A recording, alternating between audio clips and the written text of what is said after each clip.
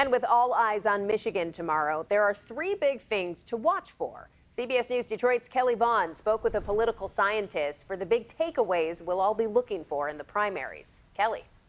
Well, Shana, President Joe Biden and former President Donald Trump are both looking to repeat their past Michigan primary victories. Now, while the frontrunners for the nominations aren't new, there is more at stake this year in tomorrow's primary. One of the biggest changes this year is that Michigan's primary election is happening about 2 weeks earlier. We made the case that we're a diverse swing state and we should go early in the process. Matt Grossman is the director of the Institute for Public Policy and Social Research at Michigan State University.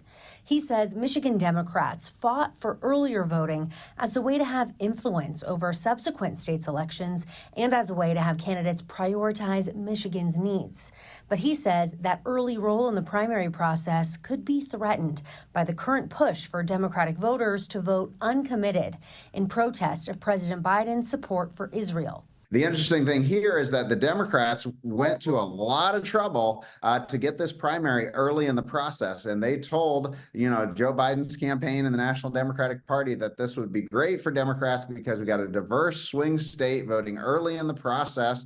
And that would set us up well to go early into 2028. He says if Michiganders would rather vote uncommitted than for Biden, that could hurt the party's chances of voting earlier again in the 2028 primaries. He says another thing to keep in mind is that Michigan voters can vote in either party's primary. And this has been important in previous elections because, for example, Hillary Clinton and Bernie Sanders wasn't looking all that competitive. And so a lot of people decided to vote in the Republican primary. That actually helped Bernie Sanders do better because it was mostly your Hillary Clinton voters who were voting in the Republican primary. So there's sometimes some interesting dynamics with who decides to vote in what primary. So let's say a lot of Democrats decided there's really not a contest on the Democratic side, I'll vote on the Republican side. Those are the kind of people we usually have trouble finding in polls, and that might be one reason why Nikki Haley does say a few points better than expected.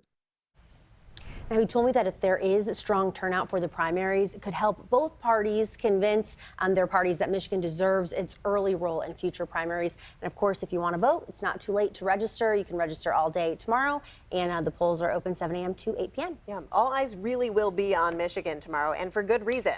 Tomorrow and through the election season. A lot to talk about. We will be Exactly. doing all of that here. Thank you very much, Kelly.